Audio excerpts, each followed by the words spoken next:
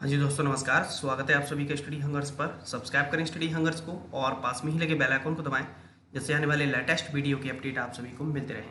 तो चलो दोस्तों, आज की इस वीडियो में हम आपसे डिस्कस करने जा रहे हैं जो हमारा क्लास 6 की ज्योग्राफी का जो सेकेंड चैप्टर है उसको हम आपसे डिस्कस करेंगे, जिसका नाम है अक्षांश और देशांतर, जिसके बारे में हम डिटेल में आपसे इस चैप्टर में जानेंगे। देखिए, लैटिट्यूड और लॉन्गिट्यूड इन दोनों के बारे में हम जानेंगे। जो अक्षांश होते हैं उसे बोलते हैं लैटिट्यूड और जो देशांतर होते हैं उसे बोलते हैं लॉन्गिट्यूड। ठीक है, इसे याद रखें।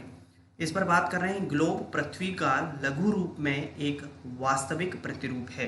यानी कि अगर हम बात करें, हमारी जो पृथ्वी है वो तो बहुत बड़ी है, लेकिन हमारे पृथ्वी पर क्या क्या चीज़ें हैं, उन समस्त चीज़ों को जो दर्शाया जाता है वह ग्लोब पर दर्शाया जाता है।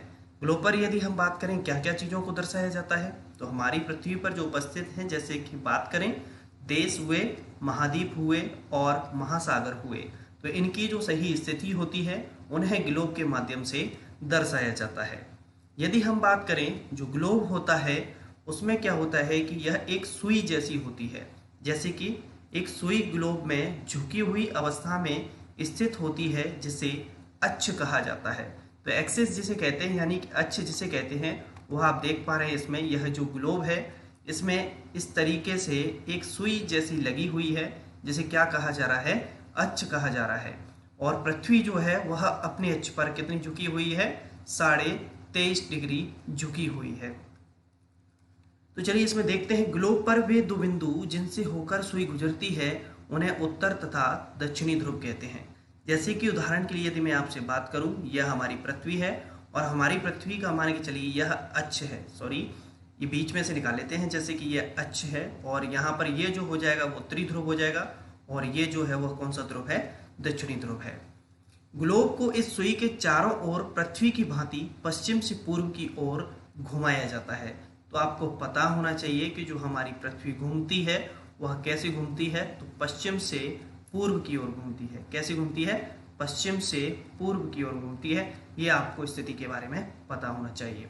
ठीक है, यह एक काल्पनिक रेखा भी ग्लोब को दो बराबर भागों में बांटती है। तो यहाँ से चर्चा चालू हो जाती है अक्षांश के बारे में। ठीक है, यानी कि एक ऐसी काल्पनिक रेखा जो हमारी पृथ्वी को क्या कर दे, दो भागों में विभाजित कर दे। जैसे कि उदाहरण के लिए बात करें, यह पृथ्वी है और इसके बीच में से 0 डिग्री पर एक रेखा गई। ठीक है, जिसे क्या कहा जाएगा, 0 डिग्री पर जिसे कहते हैं विषुवत अक्षांश कह देते हैं। अभी मैं डिटेल में इसमें पूरी दी हुई है, सभी चीज़ों के बारे में चर्चा करूंगा। तो क्या कह रहे हैं, इसमें पॉइंट को उठाते हैं। एक अन्य काल्पनिक रेखा भी ग्लोब को दो बराबर भागों में बांटती है, जिसे कहते हैं विषुवत वृत्त। क्या कहा जाता है, जिसे विषुवत वृत्त। पृथ्वी के उत्तर में स्थित आधे भाग को उत्तरी गोलार्ध तथा दक्षिण वाले भाग को क्या कहते हैं, दक्षिणी गोलार्ध कहते हैं। जैसे कि उदाहरण के लिए बात करें, तो यहाँ पर आप इस चित्र में देख पा रहे हैं, यहाँ पर 0 डिग्री पर ये लाइन जो गई है, जिसे क्या कहा जा रहा है, विषुवत वृत्त कहा जा गया है, विषुवत वृत्त। यहाँ से ऊपर का जो है हिस्सा है, ऊपर वाला जो हिस्सा है, यह कहलाएगा उत्तरी गोलार्ध। क्या कहेंगे इस हिस्से को, उत्तरी गोलार्ध। और ये जो नीचे का हिस्सा बचा, इसे क्या कह देंगे हम, दक्षिणी गोलार्ध, यानी कि साउदर्न हेमिस्फीयर। ये दोनों बराबर के आधे भाग होते हैं। इस प्रकार विषुवत वृत्त पृथ्वी पर एक काल्पनिक वृत्त बनाती है। तो यह जो बना रही है वो कैसे घूम रही है, काल्पनिक वृत्त, यानी कि एक सर्कल जैसा बनाती है पृथ्वी के चारों ओर। इस प्रकार से गोल गोल के जो घूमते हैं वह क्या कहलाते हैं, अक्षांश कहलाते हैं। विषुवत वृत्त से ध्रुवों तक स्थित सभी समानांतर वृत्तों को अक्षांश यानी कि समानांतर रेखाएं कहा जाता है। और अक्षांशों को अंश में मापा जाता है। जो अक्षांश होते हैं उसे किस में मापा जाता है, अंश में मापा जाता है। इस चित्र के माध्यम से देखिए, मैं आपको यहाँ पर और बताता हूँ। यहाँ पर देखिए, अच्छे से क्लियर आपको दिख रहा होगा। ये जो हमारी पृथ्वी है, इस पृथ्वी में यदि हम बात करें, ये 0 डिग्री पर, ये 0 डिग्री पर जो रेखा है, जिसे क्या कहा गया है, इक्वेटर कहा गया है। जैसे हम यदि बात करें तो जिसे विषुवत रेखा कहते हैं, या इसका एक और नाम है भूमध्य रेखा के नाम से भी इसे जान लेते हैं। अब इसमें क्या कर रहे हैं, देखिए, बराबर समानांतर रूप से ये वृत्त खींचे जा रहे हैं। ठीक है, जैसे कि स्टार्टिंग जो होती है 0 डिग्री है, फिर 1 डिग्री, 2 डिग्री पर, 3 डिग्री पर, इस प्रकार से क्या है, ऊपर 90 डिग्री तक क्या है, उत्तरी ध्रुव तक अक्षांश खींचे जाते हैं। इस प्रकार से गोल गोल जितने भी है, ठीक है। और इसी प्रकार से सेम कहाँ पर खींचे जाते हैं, नीचे दक्षिण की तरफ अक्षांश खींचे जाते हैं, ठीक है। तो 90 यहाँ खींचे गए और 90 यहाँ पर खींचे जाते हैं, ठीक है। अभी चर्चा करूंगा मैं डिटेल में पूरा इसमें। चलिए वापस किताब पर आते हैं और देखते हैं इसको डिटेल में। देखिए यहाँ पर चर्चा हो रही, विषुवत वृत्त शून्य अक्षांश को दर्शाती है। चूंकि विषुवत वृत्त से दोनों तरफ ध्रुवों के बीच की दूरी पृथ्वी के चारों ओर के वृत्त का 1/4 है, अतः इसका माप होगा 360 डिग्री का 1/4 यानी कि 90 अंश। यानी कि अगर हम बात करें 0 डिग्री से 90 कितने प्रकार के वृत्त कहाँ खींचे गए, ऊपर खींचे गए। और सेम अगर हम नीचे की ओर बात करें तो 90 वृत्त कहाँ पर खींचे गए, नीचे खींचे गए हैं। इस प्रकार 90 डिग्री अंश उत्तरी अक्षांश उत्तर ध्रुव को दर्शाता है तथा 90 डिग्री दक्षिणी अक्षांश किसको दर्शाता है, दक्षिणी ध्रुव को दर्शाता है। इस प्रकार विषुवत वृत्त कौन सा है, तो आपको पता होना चाहिए विषुवत वृत्त कौन सा है, यह 0 डिग्री वाला विषुवत वृत्त है, ठीक है। विषुवत वृत्त कहाँ पर है, हम विषुवत वृत्त के उत्तर की सभी समानांतर रेखाओं को उत्तरी अक्षांश कहा जाता है तथा विषुवत वृत्त के दक्षिण स्थित सभी समानांतर रेखाओं को दक्षिणी अक्षांश कहा जाता है। तो ऊपर वाली जो दिशा है वह कौन से अक्षांश कहलाएंगे, उत्तरी अक्षांश कहेंगे, ठीक है। और जो नीचे वाले आएंगे 0 डिग्री से अगर हम बात करें नीचे साउथ की तरफ, तो यह कहलाएंगे दक्षिणी अक्षांश। देखिए एक चीज और यहाँ पर आप समझिए, है तो ये बिल्कुल 0 डिग्री से खींचे गए, तो जैसे 1 डिग्री के गैप में खींचे गए, 1 डिग्री पर, 2 डिग्री पर, 3 डिग्री पर। लेकिन यदि हम बात करें जैसे 90 तक यहाँ आ गए और 90 तक यहाँ आ गए, ठीक है।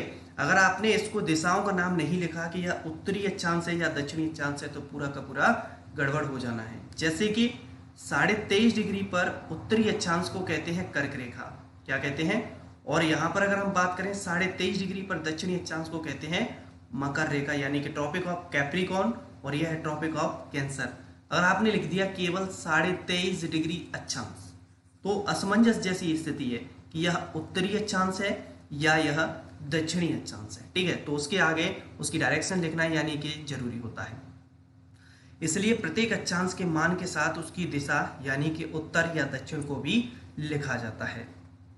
चलिए बात करते हैं महत्वपूर्ण अक्षांश। कुछ अक्षांश रेखाएं और भी हैं जो इंपोर्टेंट हैं, कौन कौन सी हैं तो चर्चा कर लेते हैं।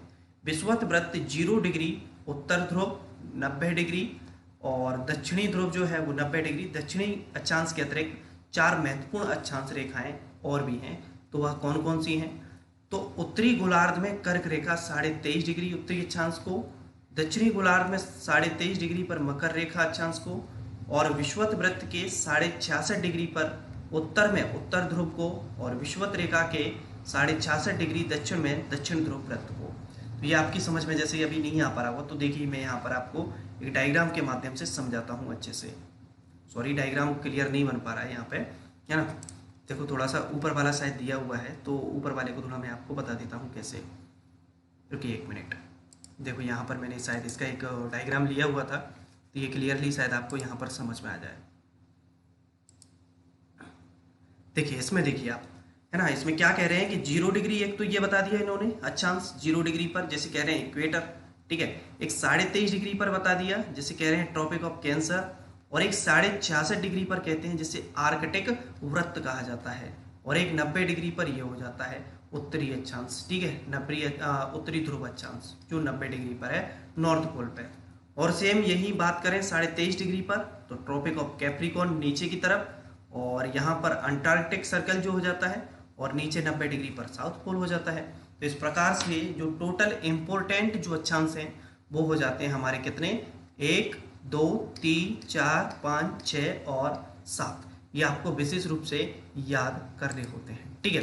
चलिए तो इनको आप अच्छे से याद कर लेना। पृथ्वी के ताप कटिबंध, यानी कि यहाँ पर बात कर रहे हैं टेम्परेचर जो जोन होते हैं ना, उस टेम्परेचर जोन की बात कही जा रही है। देखिए यहाँ पर चित्र के माध्यम से एक बताया जा रहा है कि जैसे ये टॉर्च है, टॉर्च का जो प्रकाश है अगर सीधा पड़ रहा है तो इसकी जो दूरी है वो कैसी है, बहुत कम है, लेकिन प्रकाश कैसा लगेगा, बहुत तेज लगेगा। आंखों को चुभेगा क्या, हाँ चुभेगा, क्योंकि डायरेक्ट आ रहा है। और यदि हम बात करें थोड़ा सा ये जो सरफेस है इसको क्या कर दिया जाए, टेढ़ा कर दिया है, तो प्रकाश कैसा है, टॉर्च का प्रकाश कम तेज हो जाएगा, लेकिन एरिया को ज़्यादा कवर करेगा, है ना। यहाँ पर क्या है, एरिया ज़्यादा कवर हो रहा है, लेकिन इसके जो अभी आंखों पर पड़ रहा था डायरेक्ट, वह अब नहीं पड़ेगा, क्योंकि कैसी हो गई इसकी डायरेक्शन, तिरछी हो गई, है ना। चलिए तो जानते हैं कैसे।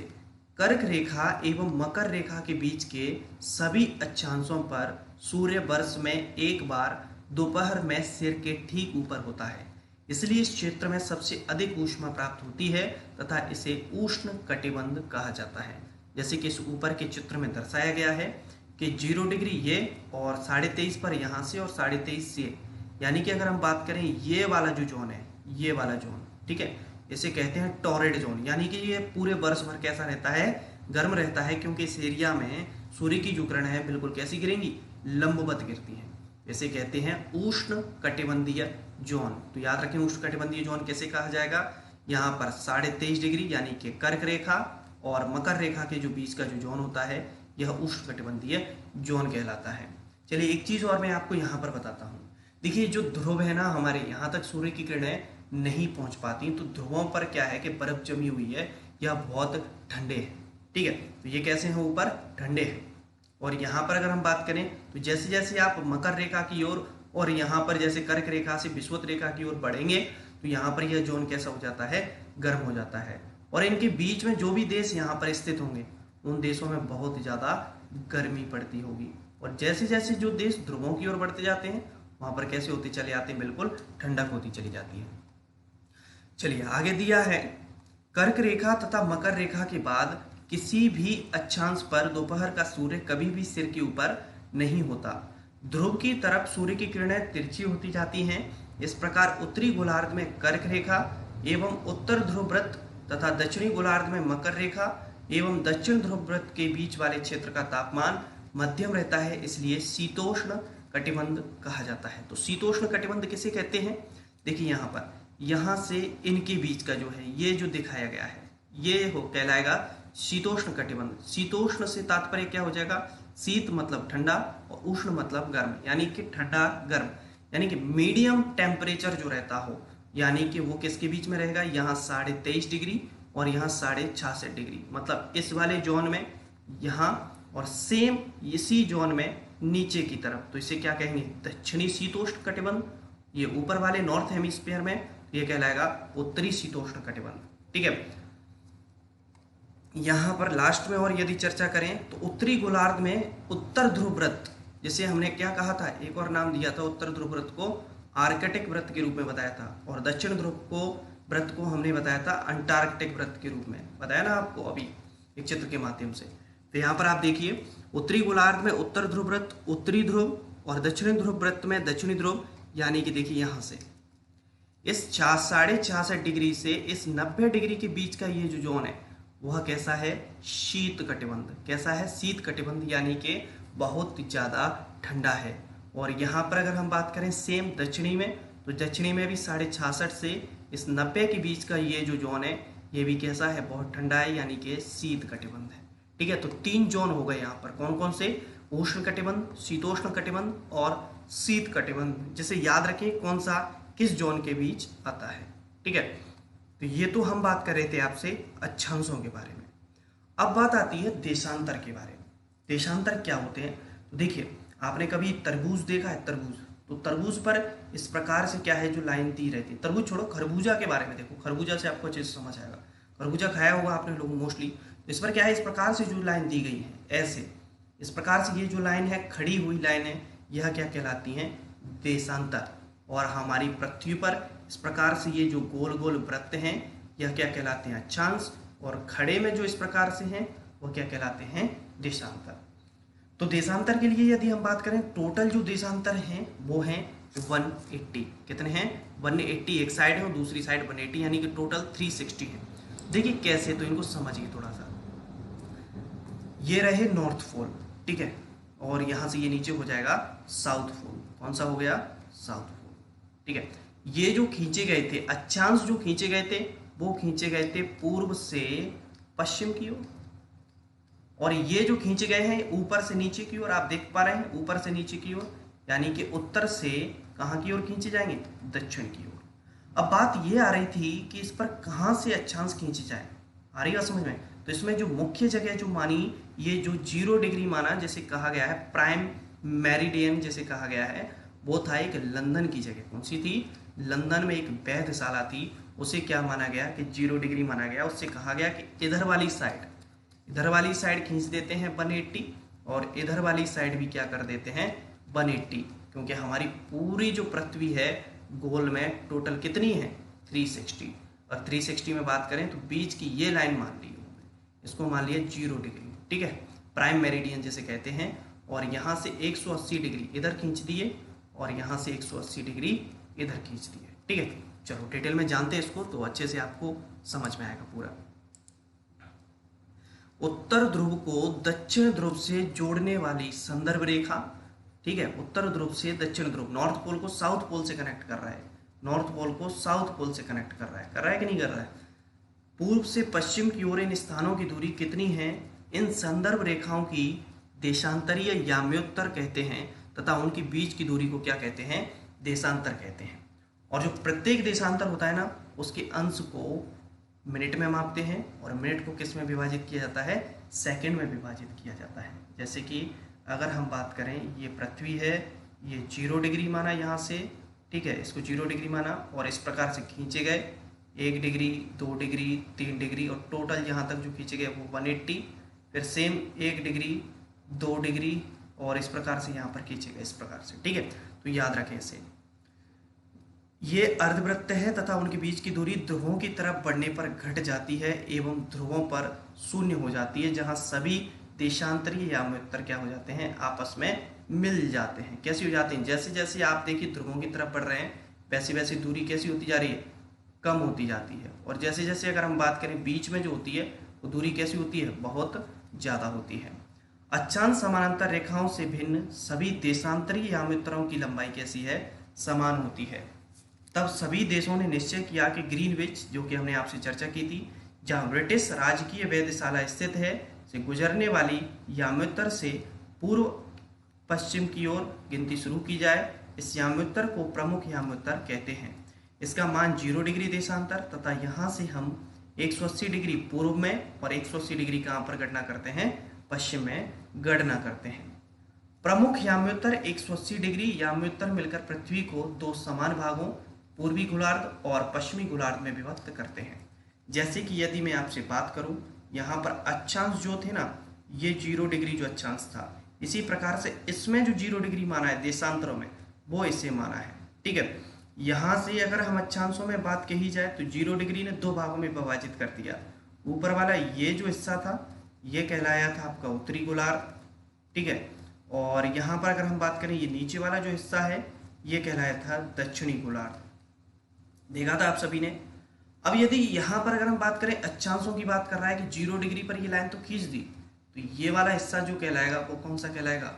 पूर्वी गोलार्ध, यानी कि ईस्टर्न हेमिस्फीयर जिसे कहेंगे। और इधर वाला कौन से में बढ़ जाएगा? जिसे कह देंगे हम पश्चिमी गोलार्ध, ठीक है, याद रखें इसे।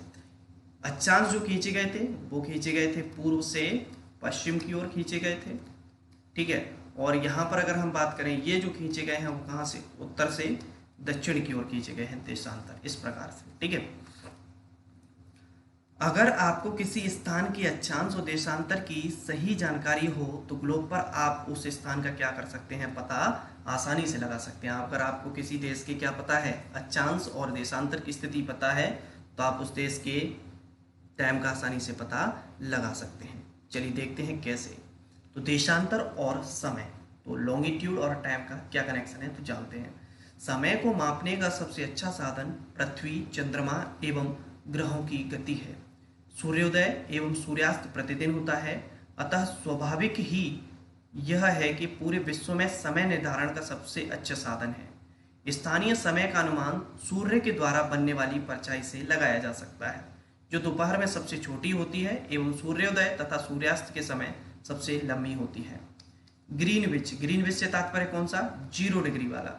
0 डिग्री देशांतर जैसे ग्रीनविच से जो खींचा गया, जैसे GMT कहा गया। क्या कहा गया? GMT। इस 0 डिग्री देशांतर को क्या कहा गया? GMT कहा गया, ग्रीनविच मीन टाइम, जो कि कहाँ पर है? लंदन में है, ठीक है। इससे कहा गया कि ग्रीनविच पर स्थित प्रमुख याम्योत्तर, याम्योत्तर से तात्पर्य इसकी बात कर रहे हैं देशांतर की, पर सूर्य जिस समय आकाश के सबसे ऊंचे बिंदु पर होगा उस समय सभी स्थानों पर दोपहर होगी। पृथ्वी पश्चिम से पूर्व की ओर चक्कर लगाती है। कैसे लगाती है? पश्चिम से पूर्व की ओर चक्कर लगाती है। अतः वे स्थान जो ग्रीनविच के पूर्व में हैं उनका समय ग्रीनविच समय से आगे तथा जो पश्चिम में है उनका समय कैसे होगा? पीछे। देखिए इसको अच्छे से मैं आपको बताता हूँ यहाँ पर चित्र के माध्यम से। जैसे कि अगर हम बात करें आपसे, जैसे कि ये हमारी क्या हो गई? पृथ्वी हो गई। ठीक है, समझिए ड्राइंग थोड़ी मेरी अच्छी नहीं है तो आप इसको थोड़ा सा समझने की कोशिश करें। जैसे कि ये हमारी पृथ्वी हो गई। ठीक है, और इस पृथ्वी पर अगर हम बात करें यहाँ से, देखिए इसको मान दिया इन्होंने 0 डिग्री देशांतर। कौन सा मान दिया? 0 डिग्री देशांतर इन्होंने इसे मान दिया। अब यहाँ से कहा इन्होंने कि अगर आप पूर्व की तरफ जाएंगे तो टाइम कैसा होगा? प्लस में होगा। और इन्होंने कहा कि अगर आप इधर जाएंगे पश्चिम की तरफ यदि आप चाहते हैं तो टाइम कैसा हो जाएगा?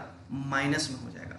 फॉर एग्जाम्पल यदि मैं आपसे बात करूं, जैसे इन्होंने कहा कि यहाँ पर दिन के बज रहे हैं 12, दिन के कितने बज रहे हैं? 12 बज रहे हैं। अगर इन्होंने कहा कि इधर जा रहे हैं तो इधर टाइम कैसे बनेगा? दिन का यदि हम बात करें तो दिन का 1 बजेगा।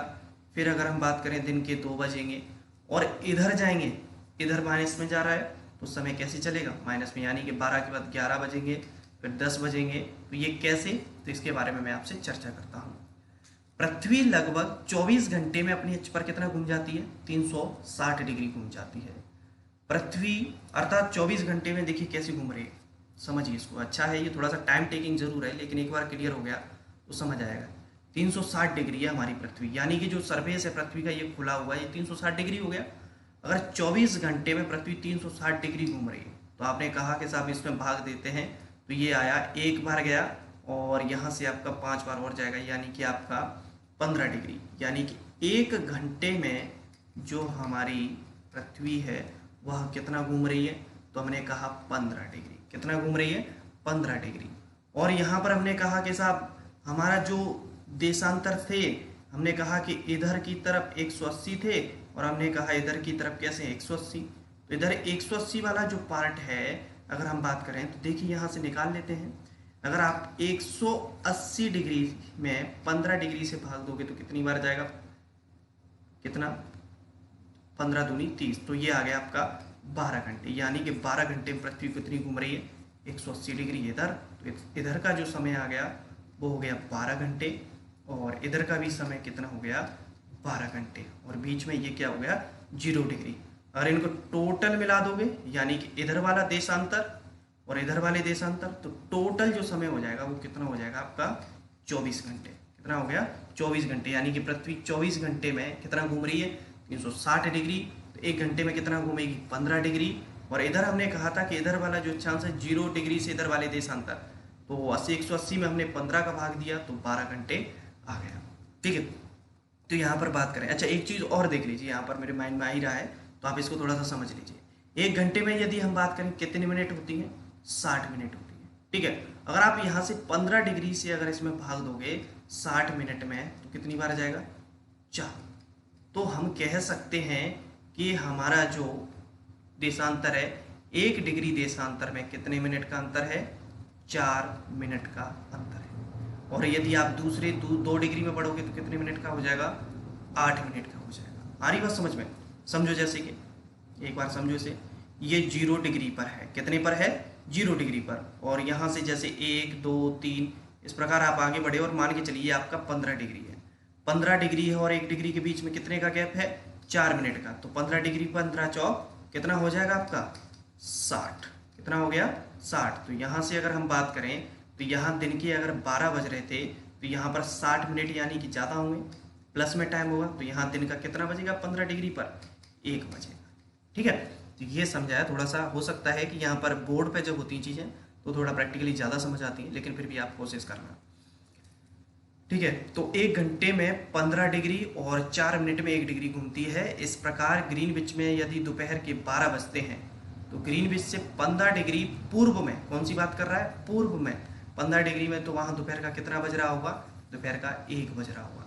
लेकिन ग्रीनविच से 15 डिग्री पश्चिम में, तो यहाँ पर अगर हम बात करें 15 डिग्री ये वाला पश्चिम में जैसे हमने लिया, अगर यहाँ दिन के 12 बज रहे हैं तो यहाँ कितने बजेंगे? सुबह के 11, क्योंकि इधर समय कैसे जा रहा है? माइनस में, और इधर समय कैसे जा रहा है? प्लस में। तो ग्रीनविच से समय 1 घंटा पीछे होगा, यानी वहाँ सुबह के 11 बजे होंगे। इस प्रकार जब ग्रीनविच पर दोपहर के 12 बजे होंगे उस समय 180 डिग्री पर क्या हो रही होगी, मध्य रात्रि हो रही होगी। किसी भी स्थान पर जब सूर्य आकाश में अपने उच्चतम बिंदु पर होता है दोपहर में, उस समय घड़ी में दिन के क्या बजते हैं, 12 बजते हैं। इस प्रकार घड़ी के द्वारा दिखाया गया समय उस स्थान का स्थानीय समय होगा। ठीक है, जैसे कि यहाँ पर अगर हम बात करें तो भारत के लिए जब बात आई तो भारत के लिए कहा गया कि कैसे, तो समझें। बहुत से देशांतरों से होकर गुजरने वाली रेलगाड़ियों के लिए समय सारणी तैयार करना कठिन होगा। भारत में गुजरात के द्वारका, यानी कि अगर हम बात करें ये वाला जो प्लेस है द्वारका गुजरात का, और असम का डिब्रूगढ़, तो हाँ अगर हम बात करें यहाँ पर एक जगह हमने ले ली असम के डिब्रूगढ़ के स्थानीय समय में लगभग 1 घंटा 45 मिनट का अंतर होगा। यानी कि अगर हम बात करें जैसे सुबह यहाँ पर कितने बजे उग जाता है, यहाँ पर जैसे कि फॉर एग्जांपल उग रहा है 6 बजे खुल जाती हैं सभी चीज़ें, तो यहाँ पर कितने बजे उगेंगी, यहाँ पर अगर हम बात करें तो यहाँ पर कितने बजे उग रही हैं, 8 बजे उग रही है। तो ये कोई भी चीज़ है अगर हम बात करें तो यहाँ पर टोटल इन जोनों के बीच कितने घंटे का अंतर आ रहा है, 2 घंटे का अंतर आ रहा है। यानी कि कोई चीज़ अगर यहाँ पहले हो रही है तो यहाँ कब होगी, बाद में होगी। ठीक है, तो ये चीज़ आपको समझ में आनी चाहिए। तो इसके लिए क्या किया गया कि एक ऐसा टाइम जोन निकालते हैं जो कि कंट्री के बीचों बीच हो, मिड में हो। तो उन्होंने लिया कि 82.5 डिग्री को क्या मान लो आप, मिड में मान लो, यानी कि बीच में। तो 82.5 डिग्री याम्योत्तर जो है देशांतर है उसे हमारे देश के बीच से खींचा गया और यहाँ से कह दिया कि पूरे देश की जो घड़ियाँ होंगी, जो टाइम जोन होंगे वो इसी के हिसाब से क्या हो जाएंगे, डिसाइड हो जाएंगे। ठीक है, इसलिए आवश्यक है कि देश के मध्य भाग से गुजरने वाले किसी याम्योत्तर के स्थानीय समय को देश का मानक समय माना जाएगा। तो हमारा मानक समय आपने देखा होगा, मोस्टली यदि हम बात करें तो हमारा मानक समय कितना आ जाता है, प्लस GMT 5:30। देखा होगा आप लोगों ने घड़ियों में जब सेट करते हो, देखा होगा ना GMT। तो ग्रीनविच मीन टाइम से हम कितना है, प्लस में, यानी कि आगे की तरफ है, क्योंकि हमारा जो देशांतर है वो कौन सा है, पूर्व में है। देखो यहाँ पर लिखा है, ऊपर लिखा है 82.5 डिग्री पूर्व में, और यहीं अगर हम पश्चिम में होते तो क्या हो जाता, 5.5 की जगह प्लस की जगह हो जाता माइनस। ठीक है, तो 5.5 घंटे हम क्या है, आगे हैं। अगर हम बात करते हैं लंदन में अगर 0 डिग्री पर अगर दिन के 12 बज रहे हैं तो हमारे वहाँ शाम के कितने बजेंगे, 5:30 बजेंगे। ठीक है, तो ये बात आपको समझ में आनी चाहिए। चलिए, भारत ग्रीनविच के पूर्व 82.5 डिग्री पूर्व में स्थित है। यहाँ का समय कैसा है, ग्रीनविच समय से 5.5 घंटे आगे है। इसलिए जब लंदन में दोपहर के 2 बज रहे होंगे तो 5.5 आगे कर दीजिए तो कितना हो जाएगा, शाम के 7:30 बज जाएंगे।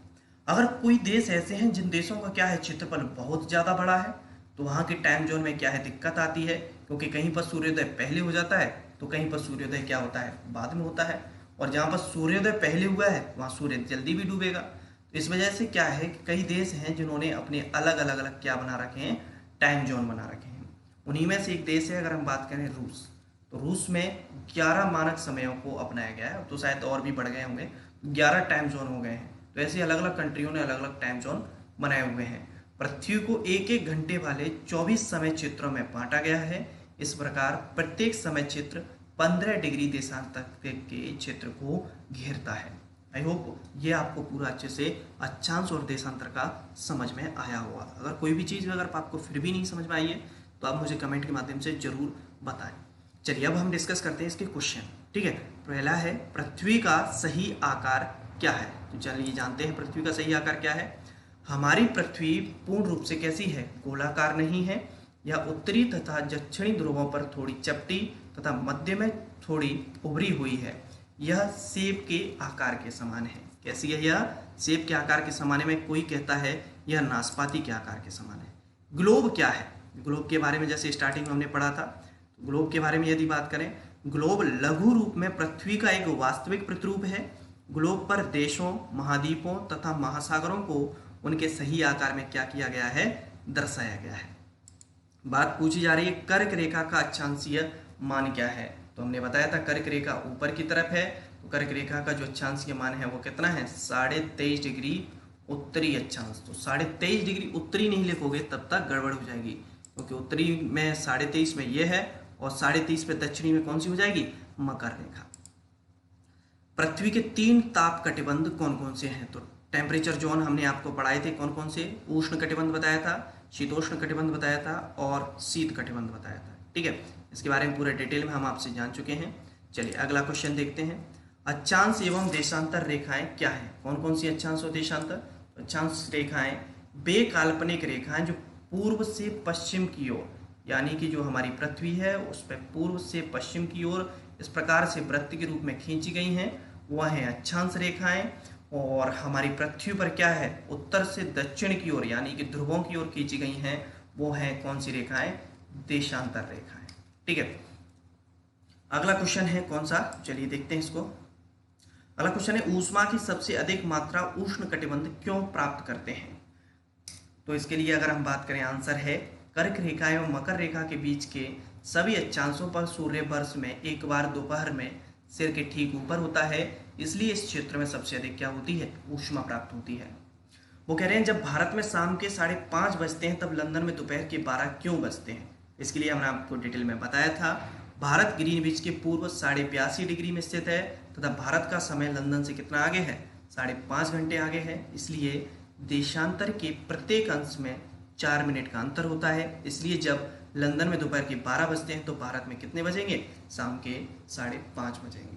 चलिए प्रमुख यामोत्तर का मान है, चलिए क्या है, तो इसके लिए हम बात करते हैं, निकाल लेते हैं इसको।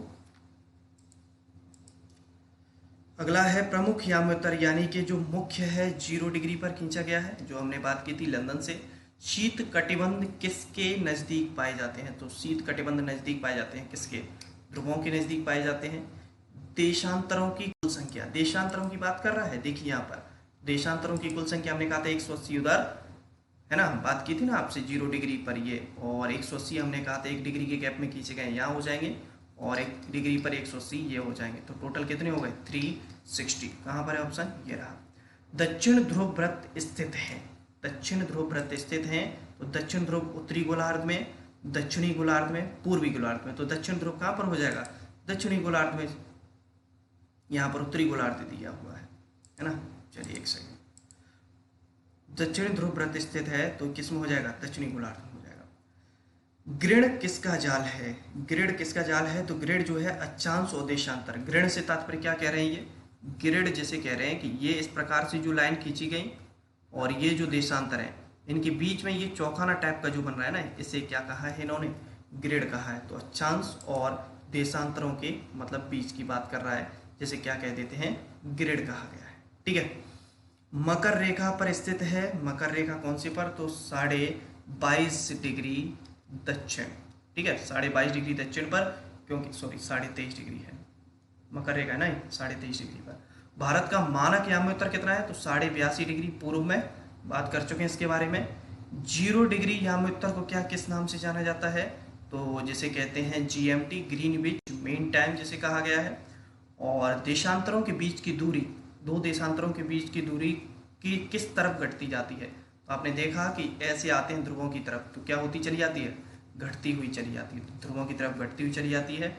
दक्षिणी ध्रुव वृत्त किस गोलार्ध में स्थित है? दक्षिणी ध्रुव, तो ये दक्षिणी गोलार्ध में है। ठीक है, हो सकता है शायद ये जो ऊपर वाला है ना, इसमें क्या पूछ रहा हो आपसे? उत्तरी पूछ रहा हो, तो उसको एक बार देख लेना। उत्तरी ध्रुव स्थित है उत्तरी गोलार्ध में। ठीक है, चलो तो ये टोटल हमारे क्वेश्चन थे जिनको हमने आपसे डिस्कस किया। आई होप आपको ये सीरीज अच्छे से पसंद में आई होगी। अगर पसंद आया तो वीडियो को लाइक कर दें, दोस्तों के साथ शेयर कर दें। थैंक यू, जय हिंद, जय भारत।